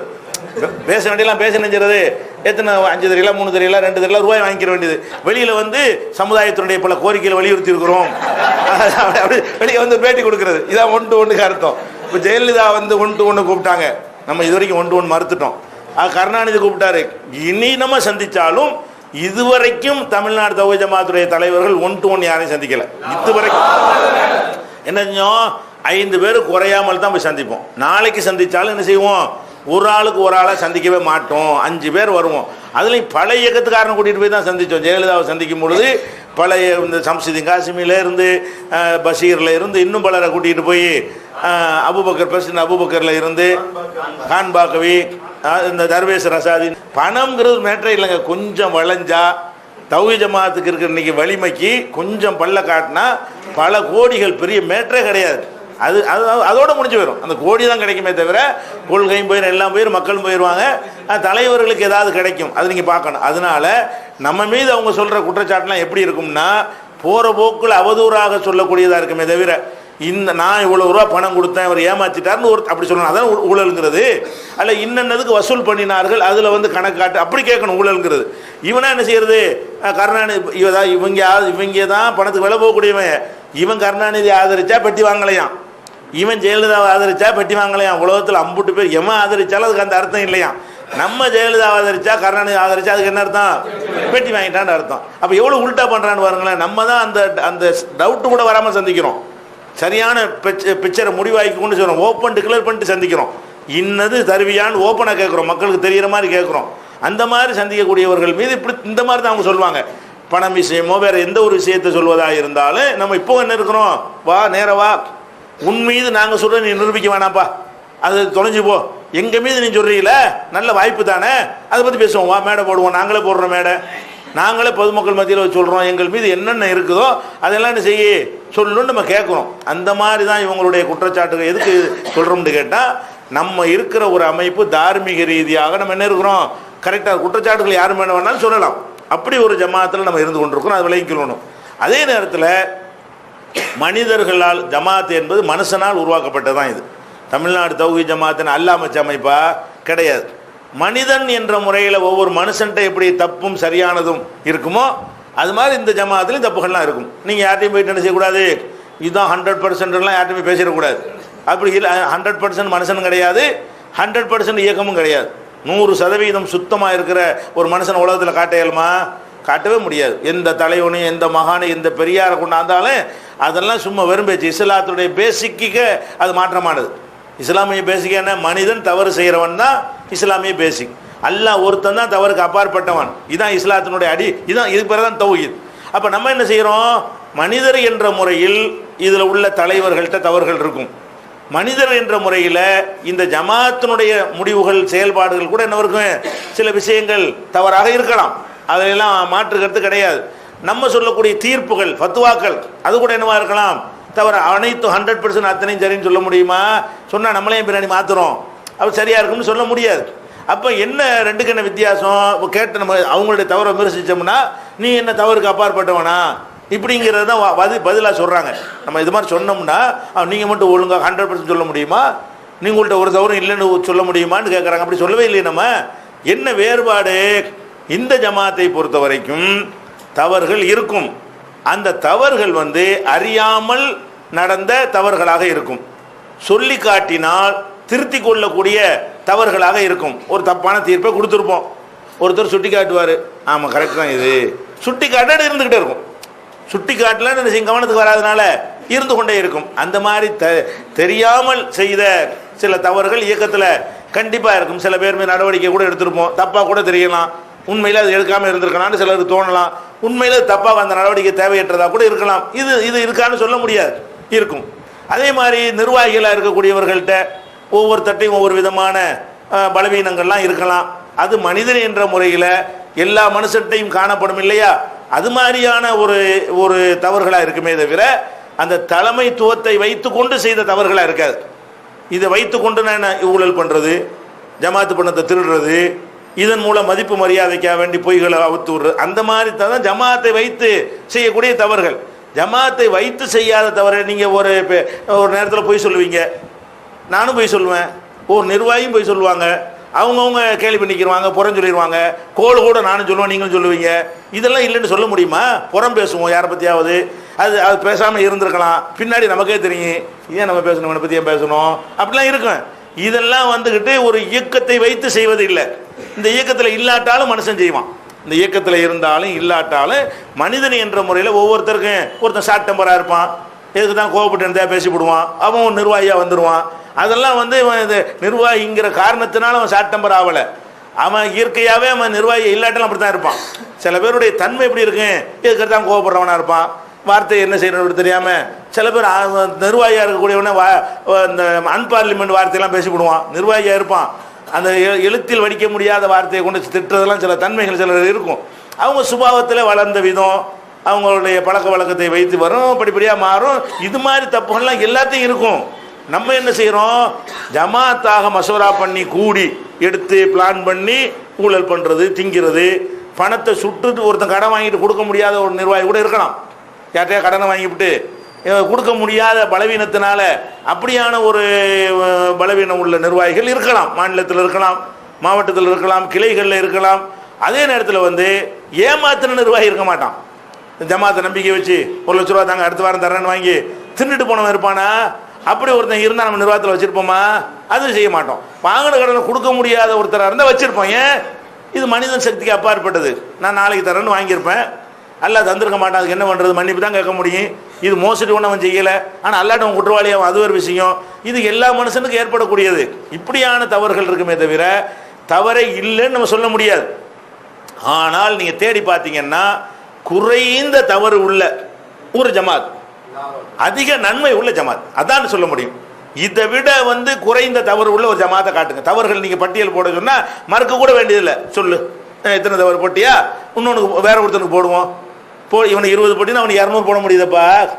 இவனுக்கு 20 தவறு நீ எடுத்து காட்டுற, அவனுக்கு 200 காட்டுறோம், 2000 காட்டணும், ஒருத்த மேல 10,000 காட்டுறோம். நன்மைகளை பட்டியல் போடு, நம்மளும் போடுவோம். இதுல என்ன நன்மையெல்லாம் நடந்து கொண்டிருக்கிறது, நீ என்ன நன்மையெல்லாம் செஞ்சுக்கிட்டு இருக்கேன்னு போடு. அப்படி எடுத்து பார்த்தா தமிழ்நாட்டில் இதை விட அதிக நன்மை செய்கிற ஒரு இயக்கம் இல்லை. ஆனால் அப்படி ஒன்று வந்தால் நம்ம அதுல இருக்கணும், இதுல இருக்கக்கூடாது. வழங்குதா? இதை விட குறைந்த தவறு உள்ள ஒரு இயக்கம் உங்களுக்கு தென்பட்டால், இதை விட அதிக நன்மை செய்யலாங்கிற ஒரு இயக்கம் இருந்தால் நம்ம எதுல தான் இருக்கணும்? அது இது வேணாமா, இது நம்ம சிறந்ததை தேர்ந்தெடுத்துக் கொள்ளணும். இப்போ இருக்கிறதுல தௌஹீத் ஜமாத் தான் என்னவா இருக்குது. இப்படித்தான் நம்ம எந்த அடிப்படையில் நீ வழங்கணும். இந்த ஜமாத்தில் நம்ம இருக்கிறோம் என்று சொன்னால் சின்ன சின்ன தவறை கண்ணு ஓடி போயிடக்கூடாது. இன்னும் அவங்க எல்லாம் தவறுங்கிறாங்க, இவனு தானே செய்யறான் அப்படின்னா ஒன்றும் இருக்க, மனுஷன் தவறு தான் செய்வான். இதை விட குறைஞ்ச தவறு உள்ள இயக்கத்தை தான் இனி கூட கட்டமைக்க முடியுமே தவிர தவறை இல்லாத இயக்கத்தை கட்டமைக்க முடியாது. இந்த தௌஹீத் ஜமாத்தை விட ஒருத்தன் நல்லவன் இதை விட சிறந்தவர்கள் அவங்க இது கொஞ்சம் இதை கூட நல்லா செய்வோன்னு வந்தா கூட அவங்க இயக்கம் இப்படி தான் இருக்கு. இதுல 20 தவறு இருந்தால் அவங்க 10 தவறு இருக்கும். அப்படித்தான் ஒரு இயக்கத்தை இனி கட்ட முடியுமே தவிர தப்பு இல்லாத இயக்கத்தை கட்ட முடியுமான்னா முடியாது. கட்ட முடியும்னா தௌஹீதே இல்லதுக்கு பேரு. அப்ப மனுஷனே இல்லைன்ற அல்லாஹ் கட்டினா தான் அப்படி இருக்க முடியும். அல்லாஹ் கட்டுற ஒரு இயக்கம் தான் அப்படி இருக்குமே தவிர மனிதன் கட்டி அமைக்கிற எந்த ஒரு இயக்கமாக இருந்தாலும் என்ன இருக்கு, தவறும் சரியானதும் கலந்துதான் இருக்கும். அனைத்து நல்லதையும் செய்யக்கூடிய ஒரு மனுஷனும் இருக்க மாட்டான், அனைத்து தீமைகளையும் செய்யக்கூடிய ஒரு மனுஷனும் இருக்க மாட்டான். தீமைகளை இல்லாத மனுஷனும் இருக்க மாட்டான், நன்மைகளை இல்லாத மனுஷனும் இருக்க மாட்டான். எந்த கெட்ட இயக்கத்திலும் நல்லது இல்லாமையா இருக்கு? தப்லீகில் நல்லது இல்லையா? தப்லீகில் நல்லது இருக்கத்தானே செய்யுது. அவன்கிட்ட இருக்கிற அந்த பண்பாடு அந்த இதெல்லாம் நம்மள்கிட்டலாம் வரமாட்டேங்குதே. ஆணவம் இல்லாமல் நடக்கிறான், சாதாரணமாக ஒரு மக்களோட மக்களாக என்ன செய்யணும், அவனும் மூட்டிக்கிட்டு நடந்து போகிறான், கோடீஸ்வரனாக இருக்கிறான். அவன்கிட்டையும் சில பாராட்டத்தக்க நல்ல நன்மைகள்லாம் இருக்கிறது. அவன் தகஜத்துக்கெல்லாம் எந்திரிச்சு தொழுகிறான். நமக்கு அது எழுத முடியும். நம்ம தௌஹீத் ஜமாத்தில் உள்ள அத்தனை பேர் அப்படி இருக்கிறோமா? அதிகமானவராக இருக்கிறோமா? முடியலை. அதெல்லாம் சில விஷயங்கள் அவன்கிட்ட கற்றுக்கொள்ள வேண்டிய நல்ல விஷயங்கள் இல்லைன்னு சொல்ல முடியாது. ஜமாத் இஸ்லாமிலேருந்து என்ன இருக்குது, அவன்கிட்ட சில நல்ல விஷயங்கள்லாம் இருக்கத்தான் செய்கிறது. எல்லார்ட்டையுமே எல்லா மகா கெட்டவன்ட்டையும் கூட கருணாநிதி எடுத்துக்கிட்டா கூட அவர்கிட்ட எடுத்துக்கொள்ள வேண்டிய நல்லது இல்லாமையா இருக்குது. இத்தனை வயசுல யாருக்கும் உழைக்க இயலாதுங்க. இந்த மாதிரி 4 மணிக்கு எந்திரிப்பிக்கிறது, 4 மணிக்கு வேலையை பார்க்கறது, இத்தனை வயசாகி பிரயாணம் கூட நமக்கெல்லாம் முடிய மாட்டேங்குது, கூட்டத்துக்கு போக முடியல. அப்படி அதுலேருந்து எடுத்துக்கிற வேண்டிய நல்ல விஷயங்கள் இருக்குதான் செய்யும். அதனால யார்கிட்ட இருந்தாலும் நல்லது கெட்டது இருக்கும். எப்படி நம்ம நல்லது கெட்ட தீர்மானிக்கணும்னா அதிக நல்லது எங்க இருக்கிறது, அதிக குறைந்த தீமை எங்க இருக்குது, அதிக நன்மை குறைந்த தீமை. இந்த அடிப்படையில் தான் இந்த ஜமாத் என்ன செய்து இயங்குகிறது என்று நீங்கள் விளங்கி கொண்டு மக்கள்கிட்ட கொண்டு சொல்லணும். இப்போ இதில் உங்களுக்கு குறைகள் வரும்போது உங்களுக்கு வெக்ஸ் ஆக மாட்டீங்க. இந்த ஜமாத்தில் என்ன செய்வீங்க, சில குறைகள் இருந்துச்சுன்னு சொன்னால் ஒரு கடன் கேட்டு 2 பேர் கடிதம் போடுறாங்க. ஒரு ஆள் கொடுப்போம், ஒரு ஆள் கொடுக்க மாட்டோம். கொடுத்தவர் தகுதியற்றவராக இருப்பார். யாருக்கு நம்ம கொடுக்கலையோ அவர் தான் அதுக்கு தகுதியானவராக இருப்பார். ஒரு ஜமாத்துக்கு மனுஷன் தானே, தப்பாக கூட முடிவு எடுத்துருவாங்க. இவரும் கடன் கேட்டிருப்பார், இவரும் கடன் கேட்டிருப்பார், இவரும் உதவி கேட்டிருப்பார், இவரும் உதவி கேட்டிருப்பார். ஆனால் இவர் வசதி உள்ளவராக இருப்பார், இவர் வசதி இல்லாதவராக இருப்பார். நான் மாற்றி கொடுத்துருவேன். நான் மனுஷன் தானே, அவர் கேட்ட முறை அவருக்கு அதை வச்சு நான் ஏமாந்துருவேன்ல. அப்போ இப்படிலாம் இதுக்காண்டு ஓடி போயிடக்கூடாது. என்ன செய்யக்கூடாது? சரி, நம்ம அவங்க அதை நம்பி இருக்கிறாங்க, வெளிப்படையாக அவன் நம்பி ஏமாந்து கொடுத்துருப்பாங்க. மனுஷன் ஏமாறுற மாதிரி ஒரு ஜமாத்தும் ஏமாறும். மனுஷன் தப்பாக முடிவு எடுக்கிற மாதிரி என்ன செய்யும். இதுக்கெல்லாம் ஜமாத்து விட்டு போன ஆட்கள்லாம் இருக்கிறாங்க. இதுக்கு நான் வட்டியில்லா கடன் கேட்டேன், எனக்கு தரல, அடுத்த வீட்டுக்காரன் கேட்ட அவனுக்கு கொடுத்துட்டாங்க. நான் 15 வருஷமா ஜமாத்தில் இருக்கிறவன், நேற்று அவன் ஜமாத்தில் சேர்ந்தான், அவனுக்கு கொடுத்து எனக்கு இல்லைங்கிறதான் ஜமாத்து விட்டு போகிறாங்க. இது இப்படி இது அப்படி தப்பாக கூட இருக்கலாம், உங்கள் உணர்வு சரியாக இருக்கலாம். மனுஷங்கிற முறையில் ஜமாத்து தப்பு செய்யத்தானே செய்யும். இதுக்காக வேண்டி இந்த கொள்கை விட்டு ஓடி போயிட்டு எதுக்கு போய் இதை விட்டு போய் எங்கே போக போகிறீங்க? இதை விட்டுட்டு வேற ஒரு நல்லது எங்கே இருக்குன்றேன். வேற ஒரு நல்லது இருந்தால் தானே அதுக்கு போகணும். வேற ஒரு நல்லதை காணுகிற வரைக்கும் நீங்கள் எவ்வளவுக்கு உங்களுக்கு மனஸ்தாபங்கள் வந்தாலும் இதை விட்டு போகக்கூடாது. எப்போ தான் போகணும்? இதை விட நல்லது இருந்தால் போயிருங்க. போகிறவன்லாம் இதுக்கு கீழே தான் போகிறான். இங்கேருந்து போகிறவன்லாம் இதில் ஒரு குறையை பார்த்துட்டு போகிறோம், 1000 குறை உள்ளதில் போய் சேர்றாங்கிறான். அப்போ ஒரு குறை பிடிக்கலைன்னா உனக்கு 1000 கூட எப்படி பிடிக்குது? அப்போ காழ்ப்புணர்வு தான் இதுக்கு அர்த்தம். அதான அர்த்தம். இதுலேருந்து போன எவனாச்சும் இதை விட நல்லதுக்காக போயிருக்கிறான்? அதில் பாதாளத்துக்கு ஹாமித் பக்கர் இங்கேருந்து போனார், கபூர் வணக்கத்தை நியாயப்படுத்துகிற கொண்டு அங்கே போய் சேர்ந்துட்டார். அப்படி தான் எல்லாம் கொண்டு என்ன செய்கிறான், நிறைய பேர் நம்ம பார்த்துக்கிட்டு இருக்கிறோம். அதனால நம்ம என்ன யாபத்தில் வச்சுக்கிறோன்னு, நாம் ஒரு இயக்கத்தில் தாயாக இருக்கிறோம், பிரச்சாரம் இருக்கிறோம், பல விஷயங்களை சந்திப்பீங்க. குடும்ப வாழ்க்கை மாதிரி தான், நல்லது கெட்டதெல்லாம் சந்திச்சா கூட உடனே பொண்டாட்டிக்கு புருஷன் சண்டை வந்து தலா கூட்ட முடியுமா? பார்க்கணும், ஓரளவுக்கு முடிஞ்ச அளவுக்கு சதித்து கொள்கிற அளவுக்கு உள்ள விஷயங்கள் இருக்குதான்னு பார்த்து என்ன செய்யணும், கடைசியாக தான் ஒரு முடிவுக்கு வரணும். மோசமான ஒரு காரியங்கள் வரும்போது தான் விலகணும். கொள்கையில் இந்த ஜமாத்து காம்ப்ரமைஸ் பண்ணிச்சா இந்த ஜமாத்து வேணாம். கொள்கையில் காம்ப்ரமைஸ் பண்ண என்னது, அல்லது எல்லா இயக்கம் போல இதுவும் ஆகிவிட்டது, சமமாகிவிட்டதுனால வேணாம். ஏன் இதில் இருக்கணும், இது இயக்கமே இல்லாமல் இருந்துட்டு போகிறோம், எல்லாம் ஒரே மாதிரி தான் இருக்கானுவ, எதுலையும் இருக்க முடியாதுன்னு சொல்லுங்கள். எல்லா இயக்கத்துக்கு மாதிரி சமமாக கூட இந்த இயக்கத்தை சொல்ல முடியாது. நீங்கள் நெஞ்சில் கை வச்சு எதிரிகள்கிட்ட கேட்டாலும் சரி தான், அவன் என்ன சொல்லுவான், அவன் பெட்டர் தான், என்ன இருந்தாலும் அவன் பரவாயில்லை, அது அவன் சொல்லத்தான் செய்கிறான், அதை காட்டவும் செய்கிறானா இல்லையா? இப்போ நம்ம ஜூலை 4 மாநாட்டுன்னு கூப்பிட்றோம், ஜனவரி கூப்பிட்றோம், வந்தெல்லாம் தவிர ஜமாத்துக்காரனா? அப்போ நம்புகிறாங்களா அந்த மக்களே என்ன மார்க் நமக்கு போடுறாங்க, இவங்க கரெக்டாக இருப்பாங்க, இந்த கூட்டத்தை கூட்டி ஓட்டு கேட்க மாட்டாங்க, இதை காட்டி ரூபா வாங்கிட்டு வந்துட மாட்டாங்க, கோரிக்கைனா கோரிக்கையில் நிற்பாங்க, நம்புகிறாங்களா இல்லையா? அப்போ மக்கள்கிட்டையும் அந்த மதிப்பீடு அப்படி தானே இருக்குது. நமக்கு மதிப்பீடு நம்ம போட வேணாம், மக்களே நமக்கு போடுறாங்களே. நம்மளை தொழு வராதுன்னு போர்டு வைக்கிறான், அடிக்கிறான், நம்ம கூப்பிட்டா வர்றான். இப்படிப்பட்ட ஒரு அதிசயம்னு பாருங்களேன். முரண்பாடாக இருக்குது, ஆனால் நடக்கத்தானே செய்யுது.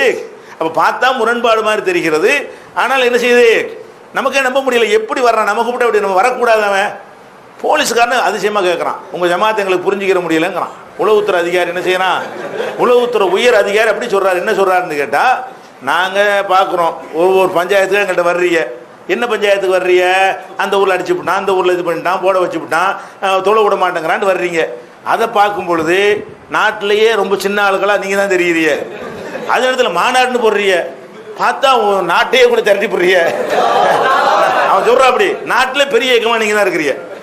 ஒவ்வொரு பஞ்சாயத்துக்கு நீங்கள் வர்றதை பார்த்தீங்கன்னா உள்ளதுலேயே அடித்தட்டில் இருக்கிற ஆளுக்கு மாதிரி உங்களை பார்த்தா நாங்கள் மதிப்பிடுறோம். மதிப்பிட்டு உள்ளதில் சின்ன ஆளுக்கு ஊருக்கு 4 பேர் உங்களை குறித்து வச்சுருக்கிறோம். அவன் சொல்கிறான், உங்களுக்கு நாங்கள் என்ன செய்கிறோம், வரக்கூடிய ரிப்போர்ட்டுகளை வச்சு குறிக்கிறதா இருந்தால் என்ன மார்க் போடுவோம், ஊருக்கு 4ன்னு உங்களுக்கு பேர் வச்சுருக்கிறோம். ஊருக்கு 4 பேர் தான் இருக்கிறாங்க, மக்கள் ஆதரவு இல்லைன்னு நினைக்கிறோம். ஆனால் ஏதாவது எந்த போராட்டம் வச்சாலும் டிசம்பர் 6க்கு எல்லாரும் தான் பண்ணுறாங்க. நீங்கள் பண்ணால் உங்களுக்கு கூட தான் வருது. ஒரே அஜெண்டாவை எல்லா இடத்து பண்ணால் கூட என்ன செய்யுது, உங்களுக்கு கூட தான் வருது. இடஒதுக்கீடுக்கு எல்லாரும் பேசத்தான் செய்கிறான், எல்லாரும் பேசுகிற இடஒதுக்கீடு தானே மக்கள் போக மாட்டேங்கிறாங்க. நீங்கள் சொன்னதான் அது வர்றாங்க, இடஒதுக்கீட்டுக்கு நீங்கள் சொன்னால் மட்டும் வர்றாங்க, எங்களுக்கு இது புரியலைங்கிறான். ஒருவேளை அல்ல மலக்க கூட அனுப்பலாம், அப்படி இருக்கலாம். ஒருவேளை வராமல் இருந்து கூட மலக்கு மாற கூட அப்படி காட்டுறான்னு தெரியல. இந்த பதில் ஊகத்தில் அவங்க சொல்கிறது கரெக்டாக இருந்தால் என்னவா இருக்குன்னது, வந்ததெல்லாம் மக்களாக இருக்காமல் வழக்குகளாக கூட இருக்கலாம். சரி, இருக்கிறவங்க நல்ல வகையில் இருக்காங்க, இருக்கிறதுல பரவாயில்லாமல் இருக்கிறாங்க அப்படின்னு நல்லா என்ன செய்யலாம், அருள் செய்யலாம்ல. 100% நல்லா இல்லாட்டான்னு உள்ளதுக்கு இவன் தான் பரவாயில்லைன்னு சொல்லி கூட அல்லா என்ன செய்வான், அருள் புரியறான்னு தான் எடுத்துக்கிற வேண்டியிருக்கு. ஒன்று மக்கள் நம்ம நம்புறாங்களா இருக்கும், நம்பினாலும் அதுவும் ப்ளஸ் பாயிண்ட் தான். சரி, மக்கள் நம்மள மலக்கா இல்லை அனுப்புனா அது இன்னும் ப்ளஸ் பாயிண்ட். அல்லாவே சர்டிஃபிகேட் கொடுக்குறான்ல, அல்லாவே சர்டிஃபிகேட் கொடுத்துறான் ஆயிருந்தா இல்லையா? ரெண்டுல எது உண்மையா இருந்தாலும் நம்ம இருக்கிறதுல நம்ம தான் நல்ல இயக்கம் என்பது தான் அனைத்து மக்களுடைய முடிவும். அனைத்து ஜமாத்தாருடைய முடிவு என்னது, உங்கள் வாழ்க்கையில் நீங்கள் பார்க்குறீங்க, நீங்கள் ஒரு தௌஹீதுக்காரன் ஒரு தப்பு செஞ்சால் விட்றானா, வரதட்சணை வாங்கினா என்ன செய்யறான், தௌஹீத்வாதி வாங்கலாமான்னு கேட்குறானே, அதில் எவ்வளோ பெரிய சர்டிஃபிகேட் இருக்குது. தௌஹீத்வாதி தான் வாங்க மாட்டான்னு நினைச்சானு கேட்குறான், அவனே வரதட்சணை வாங்குறான், அவன் அண்ணனுக்கு வாங்கியிருக்கான், தம்பிக்கு வாங்கியிருக்கிறான், அவன் பெற்ற மகனுக்கு வாங்கியிருக்கிறான். அவன் என்ன செய்யறான், நீங்கள் வாங்கினா மட்டும் கேட்குறான், நீ என்ன தௌஹீத்வாதி வரதட்சணை வாங்குற, தௌஹீத்வாதி ஆடம்பரமாக கல்யாணம் பண்ணுறேன்னு கேட்குறான். அப்போ என்ன வழங்கி வச்சிருக்கிறான், இவங்க கரெக்டாக இருக்கிற ஆளுக்குன்னு வழங்கி வச்சிருக்கிறான். நாங்கள் எப்படி வேணாலும் இருப்போம், நீ இருக்கலாமா, அதான அர்த்தம். தௌஹீத்வாதி ஏமாத்திட்டான் என்ன அப்படின்னு கேட்குறான், நாங்கள் ஏமாத்துறது நாங்கள் எங்களுக்கு வாழ்க்கையுடைய ஒரு அம்சமாக இருக்குது, நீங்கள் ஏமாத்தலாமான்னு கேட்குறானா இல்லையா? இப்படி எல்லா விஷயத்திலையும் மக்கள் நாம் சொல்லும்போது மட்டும் விமர்சிக்கிறாங்களே, அது என்ன விளங்கணும், நீங்கள் இருக்கிறதுல இதை நல்ல இயக்கம்னு பார்க்குறார்கள். ஒரு நல்ல இயக்கத்துக்கு தகுதியாக நீங்கள் நடக்க மாட்டீங்களா, நல்ல இயக்கத்துக்கு தகுந்த மாதிரி ஏன்பா நீ இல்லாமல் இந்த மாதிரி டௌரியை வாங்குற கேட்குறாங்கல்ல. அப்போ இதான் இந்த ஜமாத்துக்கு மற்ற ஜமாத்துக்குள்ள வேறுபாடு. இந்த ஜமாத்துக்கு மற்ற ஜமாத்துக்குள்ள வேறுபாடு என்னென்னா, இது பெரிய டிஸ்கஸ் பண்ணி விவாதித்து எடுக்கிற முடிவே இல்லை. ஒவ்வொரு மக்களுடைய கருத்து இதாக தான் இருக்குது. ஒவ்வொரு மக்களுடைய கருத்து என்னவா இருக்குது, இருப்பதில் இவர்கள் சிறந்தவர்கள், இருக்கிறதுல இவங்க தான் நல்லவங்க, இவங்க தான் எல்லா வகையிலும் நல்லவங்க நான் ஒத்துக்கிற மாட்டான். அவனுக்கு நிறைய குறையும் சொல்லுவான், என்னத்தை குறை சொன்னாலும் இவங்களுடைய குறை கம்மி, இதை விட ஊரடிச்சு உலையில போடுறவங்க எங்கிட்ட பார்க்க இருக்கிறாங்க. இவங்கள்ட்ட அந்த மாதிரியான கான்செப்ட் கிடையாது, பணத்தை தின்ட்டான் போயிட்டான் அந்த மாதிரி ஒரு விஷயம் கூட என்ன செய்ய முடியாது, இந்த ஜமாத்தில் உள்ளவர்கள் மீது சொல்லவே முடியாது. ஆனால் இந்த ஜமாத்து நினைத்து இருந்தால் எவ்வளவு உண்டாலும் என்ன செய்யலாம், பணத்தை சம்பாதிக்க முடியுங்க. நினைச்சோம்னா இன்னைக்கு இருக்கிற சூழ்நிலைக்கு எவ்வளவு பணத்தை வேணாலும் சம்பாதிக்கலாம். பணம் ஒரு பிரச்சனையே கிடையாது. அந்த அளவுக்கு இந்த ஜமாத்துக்கு என்ன இருக்குது, அவ்வளோ ஒரு வேல்யூ இருக்கிறது. வழக்கமாக இந்த அனுபவ ரீதியாக சொல்கிறேன், பல பேர் வந்து போன மாதிரி வேற ஒரு நிர்வாகிகள் இது மாதிரி இருப்பாங்கன்னு நம்ம சொல்ல முடியாது இல்லையா? அந்த மாதிரி சமயத்தில் நம்ம எப்படி நடந்துக்கணும்? அதாவது இந்த கேள்விக்கு வந்து நம்ம செயல் வடிவமாக நம்ம பதில் சொல்லிட்டோம். என்ன சொல்லிட்டோம்? 3 ஆண்டுகளாக நம்ம இல்லை நிர்வாகத்தில், இப்போ தான் நிர்வாகத்துக்கு வந்திருக்கிறோம். கடந்த 3 வருஷமாக நம்ம என்ன செஞ்சோம், நம்ம இல்லாட்டாலும் இந்த கொள்கை இருக்கிற வரைக்கும் இது கரெக்டாக இருக்கும்னு நம்ம வெளியே போயிட்டோம். எந்த ஒரு நிர்வாகத்திலையும் நான் என்ன செஞ்சதில்லை, போன நிர்வாகத்தில் தலையிட்டதே கிடையாது. இன்னும் சொல்ல போனால் அந்த ஆஃபீஸுக்குள்ளே நுழைஞ்சதே கிடையாது. என்னைக்கு நம்ம பொறுப்புலேருந்து இறங்கணுமோ அந்த மாடியில் கூட என்ன செய்யலை, ஏறினது கிடையாது. ஏன்னா நம்ம தலையிட்டுருவோம், நம்ம சொல்கிறதுக்காக வேண்டி ஏதாவது அவங்க செஞ்சுருவாங்க, சுயமாக முடிவெடுக்கட்டும். ஃபோனில் என்ன செய்வாங்க, ஆலோசனை கேட்பாங்க, நம்ம என்ன செய்வோம், கேட்டால் சொல்லுவோம், வழியும் சொல்ல மாட்டோம். அவங்க சுதந்திரமாக விட்டாச்சு. மார்க்கத்துக்கு விரோதமாக ஒரு பாலிசி மாதிரி எடுத்துட்டாங்கன்ற ஒரு தகவல் வந்தால் மட்டும் ஃபோனை போட்டு என்ன செய்வோம், இது சரியில்லைங்க, இது குர்ஆனுக்கு மாற்றமாக இருக்குது, அப்படி 1-2 நம்ம சொல்லியிருக்கிறோமே தவிர மற்ற எதுவாக இருந்தாலும் நம்ம இல்லாமல் தான் அந்த ஜமாத்து நடந்துச்சு. விளங்குதா? நம்ம எந்த விதமான ஒத்துழைப்போ ஒரு ஆலோசனைகளோ அறிவுரைகளோ இல்லாமல் ஏதோ முக்கியமான பாரதூரமான விஷயத்துக்கு என்ன செய்வாங்க, மேலாண்மை குழுன்னு போட்டாங்களா, அதனுடைய உறுப்பினர்களை வச்சு கலந்து ஆலோசனை போட்டால் ஒரு 5-6 நடந்திருக்கும். நான் இருக்குமாங்க 6 தடவை இருக்குமா 3 வருஷத்தில்? 3 வருஷத்தில் ஒரு 6 தடவை நான் கலந்துருப்பேன். நிர்வாக கூட்டம்ங்கிற வகையில் 3 வருஷத்துக்கு 6 தடவை தான் இந்த மேலாண்மை குழு எல்லாம் கலந்து, அவ்வளவுதான் என்னுடைய பங்களிப்பு இருக்கும். அப்போ நடக்கத்தானே செஞ்சு நல்லா நடந்துச்சு. அதனால நம்ம என்ன செஞ்சோம், நம்ம வெளியே இருந்தே பார்த்தோம் எப்படி இருக்குன்னு. நல்லா தான் இருக்கிறது. ஜமாத்துடைய கொள்கை கோட்பாடுகளை வகுத்து இருக்கிறதுனாலையும் நீங்கள் தெளிவாக இருக்கிற முக்கியமான மேட்டர் என்னது, நீங்கள் தெளிவாக இருக்கிற வரைக்கும் இவங்கெல்லாம் மாற முடியாது. நீங்கள் மக்கள் தெளிவாக இருந்தீங்கன்னு வைங்களேன், கேள்வி பொதுக்குழு செயற்குள்ள கேள்வி கேட்டீங்கன்னா ஆடி போயிடுவாங்க. ஆஹா, இது நம்ம இஷ்டத்துக்கு விட மாட்டாங்க போல இருக்கு, ஒன்று கேள்வி கேட்குறாங்க. அந்த மாதிரியான ஒரு அடிப்படையில் அதுதான் கேள்வி கேட்கக்கூடிய ஜனநாயகம்ங்கிறது சிறுக்குமாங்க. சில ஆளுக்கு ஜனநாயகம்ங்கிற இருக்கிற வரைக்கும் தான் இது ஒழுங்காக இருக்கும். ஏன் நீங்கள் எல்லாம் கண்காணிப்பாளர்கள் அதிகம் வந்துடுவாங்க ஜனநாயகத்தில். ஜனநாயகம் இல்லைன்னா கண்காணிப்பாளர் இல்லாமல் போயிடும், அவன் வச்சுதான் சட்டமாயிரும். இது எதுக்காக வேண்டி மக்கள்கிட்ட பொதுக்குழு கூட்டி அந்த முடிவெடுக்கணும். இப்போ நம்ம அதிமுக ஆதரவுன்னு சொன்னால் மக்கள் ஏற்றுக்கிறவங்களா மாட்டாங்களா? திமுக ஆதரவோட ஏற்றுக்கொள்ள மாட்டாங்களா? ஏன் நம்புறாங்க கரெக்டாக இருப்போண்டு. நம்ம என்ன செய்கிறோம், அது பத்தாது, நீங்கள் வந்து எடுங்க, ஆதரிக்கிறேன்னு செய்யுங்க. நீ எல்லாருமா கூடி அப்படித்தான் இருக்கணும், அதிகாரத்தை கையில் எடுத்துக்கொள்ள முடியும் என்று இருந்தாலும் நம்ம எடுக்காமல் இருக்கிற காரணம் என்னென்னா அதிகமான கண்காணிப்பாளர்கள் இருக்கணும். இதை நீங்கள் கட்டி காக்கிற வரைக்கும் எந்த ஒரு நிர்வாகி இருந்தாலும் சரி, செயற்குழு பொதுக்குழு என்ன செய்யணும், தப்பாக இருந்தால் கேள்வி கேட்டுடணும். கேள்வி கேட்டாலும் என்ன செய்வாங்க, பொதுக்குழுவுக்கு பதில் சொல்லணும், செயற்குழுவுக்கு பதில் சொல்லணும். இறையச்சம் இல்லாதவனாக இருந்தால் கூட ஆயிட்டா கூட மனிதனுக்கு பதில் சொல்லணுங்கிற ஒரு நிலவரமாக என்ன செய்வாங்க, கரெக்டாக நடப்பார்கள். அந்த ஒரு தன்மையினால தான் கேள்வி கேட்க ஆள் இருக்குனால யாரை போட்டாலும் ஒழுங்காக இருக்கும்.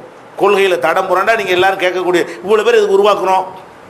எதுக்காக வேண்டிய உருவாக்க இதெல்லாம் வந்து ஒரு தலைமைத்துவத்தை வந்து இஷ்டத்துக்கு நடத்தக்கூடிய ஒரு இயக்கமாக இருந்தால் இதெல்லாம் செய்யக்கூடாது.